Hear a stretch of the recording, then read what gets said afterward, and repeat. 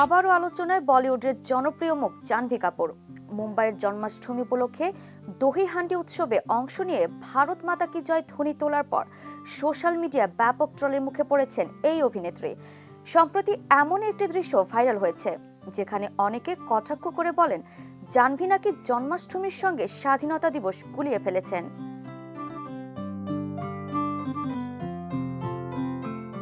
Social মিডিয়ায় প্রকাশিত এক ভিডিওতে দেখা যায় জাহ্নবীর হাতে নারকেল, দহি হান্ডি উৎসবে হাঁড়ি ভাঙছেন পরম সুন্দরী, মুখে ভারত মাতা কি জয় স্লোগান। এই ভিডিও দেখে তাজ্জব নেটিজেনরা। জাহ্নবীর দেশপ্রেম দেখে দেন খোঁচা।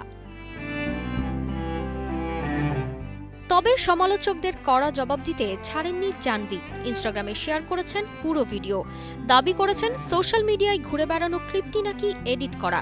অভিনেত্রী বলেন, আসলে ভিড়ের মধ্যে থেকে এক নেতা বলছিলেন, বলো ভারত মাতা কি জয়। জাহ্নবী নিজেও সেই স্লোগান আওড়ান। সেই নেতার স্লোগান কেটে তারটি প্রচার করা হয়, এমনটি দাবি অভিনেত্রীর। বাংলাদেশের প্রথম ইমিউনিটি বুস্টার সমৃদ্ধ fantastic happy energy biscuit. Janhvi ইনস্টাগ্রামে আরও লিখেছেন, প্রসঙ্গ বোঝার জন্য পুরো ভিডিও দিলাম।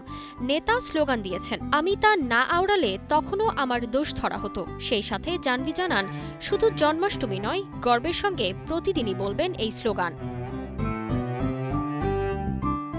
জাহ্নবীর উত্তরে সন্তুষ্ট তার অনুরাগীরা। অনেকেই করছেন সাহসী জবাবের প্রশংসা। অভিনেত্রী এই মুহূর্তে ব্যস্ত তার আসন্ন ছবি পরম সুন্দরী নিয়ে। সিদ্ধার্থ মালহোত্রার সঙ্গে বেঁধেছেন জুটি।